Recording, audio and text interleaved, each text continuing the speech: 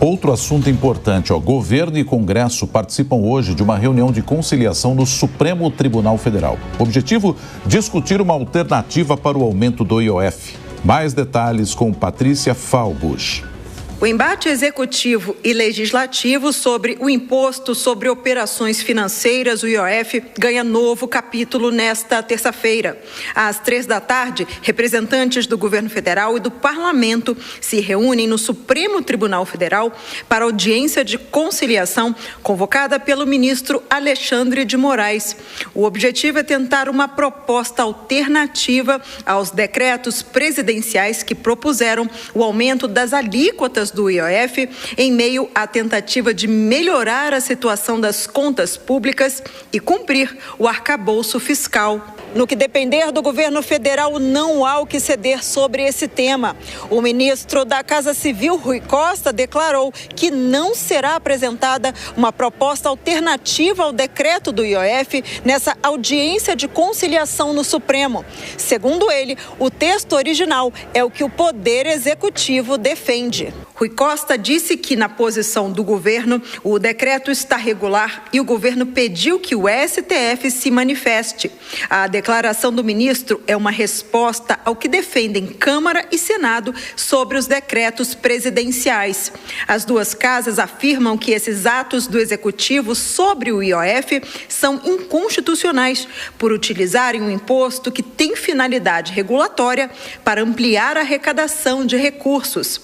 O parlamento quer ainda que o Supremo valide sua decisão sobre a derrubada dos decretos, como reforça o senador Marcos Rogério. Eu acho que o ministro Alexandre de Moraes, ele acerta quando ele diz que é inconstitucional o decreto de Lula que aumentou a alíquota do IOF, porque ele tratou o IOF como um tributo arrecadatório.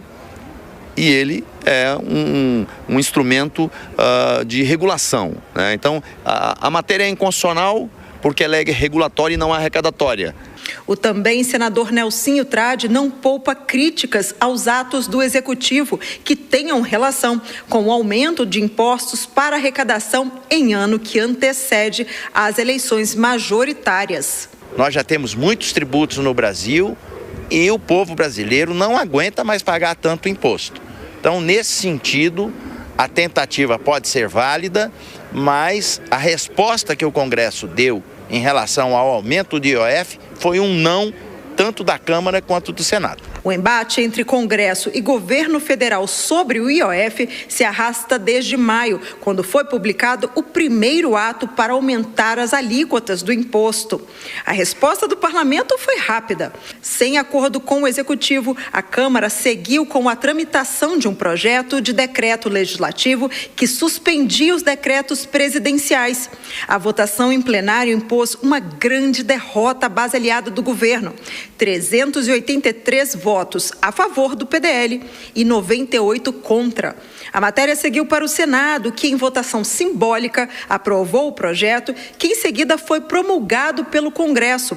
O caso acabou sendo judicializado no início de julho. Mais uma rodada de análises aqui com a Deise Ciocari e também o José Maria Trindade. Vou começar contigo dessa vez, Zé Maria. Isso parece aquele filme do Jack Nicholson e a Diane Keaton. Alguém tem que ceder. Mas quem será que vai ceder nessa história, hein, Zé? Pode ser que nenhum ceda e o Supremo decida, como sempre, né? Tem uma ideia de que o Supremo virou aqui uma espécie de poder moderador, que é errado. Olha, há um desequilíbrio nesse momento de poderes, né? O Congresso ficou muito forte e o Supremo e o Executivo estão sentindo exatamente essa pressão do Congresso quando se trata principalmente de dinheiro. O Congresso está executando o orçamento e fiscalizando o orçamento para se ter uma ideia, né? É muito dinheiro nas mãos dos deputados e senadores. Neste caso, há uma decisão política já falada aqui por mim várias vezes com muita antecedência.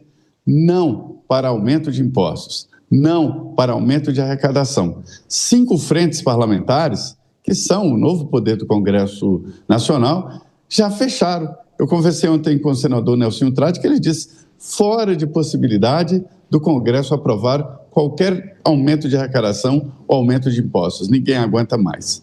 Mas veja bem, no momento em que o Congresso faz esse discurso e tem esse posicionamento, está fazendo um aumento do gasto tributário. Gasto tributário é o que se faz com incentivos, com perdões, como esse projeto que a Câmara acaba de aprovar, de tornar perene o incentivo ao esporte. É bom incentivar o esporte?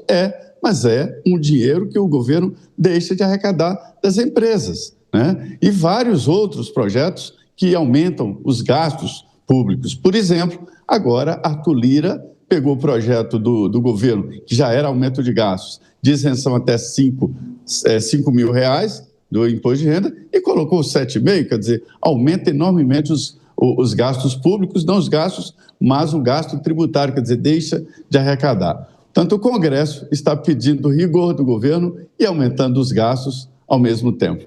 Aí é uma equação que não fecha. Ô Deise, então se não houver consenso, se ninguém ceder, na sua avaliação, de que forma, né, o STF vai se posicionar? Olha, Soraya, na pior das hipóteses, o que vai acontecer, essa judicialização desse processo aí, provavelmente o STF vai dar ganho de causa para o governo, né? E aí, quem vai pagar a conta somos nós, né? Mas eu acho que a lição disso tudo, a maior lição que fica disso tudo é que quando o governo tenta resolver o rombo no caixa passando por cima do Congresso Nacional, o imposto ele vira atalho e não política fiscal. O que acontece? O problema não vai ser resolvido, a gente vai seguir pagando o imposto, o governo não vai fazer articulação nenhuma com o Congresso Nacional e tudo segue sendo judicializado, né? O Congresso Nacional segue dando as cartas, o governo não consegue articular coisa nenhuma. Essa decisão de aumentar o IOF por decreto, ele mostra que o governo segue escolhendo sempre o caminho mais fácil, né? Então, em vez de articular com o Congresso Nacional, vai ser sempre no toma lá da cá, sempre no fisiologismo, na questão das emendas parlamentares. Isso só piora as relações governamentais, vai acabar empurrando empresas, todo mundo para o judiciário. Então, o judiciário, que deveria ser o guardião da Constituição, ele vai ser chamado para intermediar conflitos que muitas vezes nem são da sua alçada.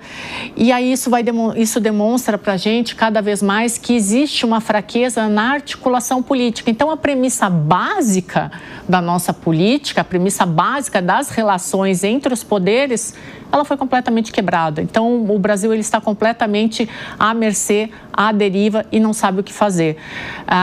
Eu acho que, independente de qual for essa resolução, e provavelmente nós que vamos pagar o pato, a lição que fica disso tudo é que nós estamos à deriva.